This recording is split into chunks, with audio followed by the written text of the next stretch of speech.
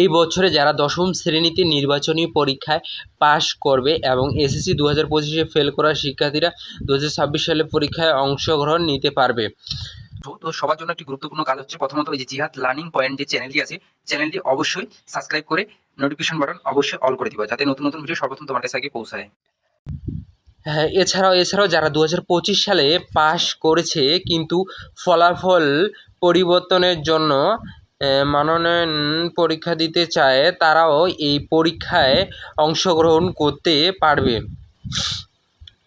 পরীক্ষার প্রশ্ন: শিক্ষা বোর্ড বাংলা প্রথম পত্র, গণিত, ধর্ম, তথ্য প্রযুক্তি, বিজ্ঞান এবং অন্যান্য বিভাগীয় বিষয়গুলোর প্রশ্ন তৈরি করা শুরু করেছে।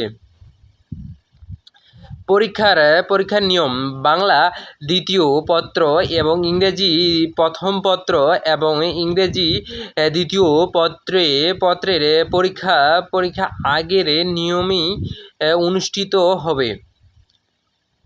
পরীক্ষার সম্ভাব্য সময়: ভিডিওতে বলা হয়েছে যে এসএসসি 2026 সালের পরীক্ষা ফেব্রুয়ারির প্রথম সপ্তাহে হওয়ার কথা ছিল, কিন্তু রমজান মাসে নির্বাচনের কারণে এটি পিছিয়ে মার্চের শেষ সপ্তাহে বা এপ্রিলের প্রথম সপ্তাহে অনুষ্ঠিত হতে পারে।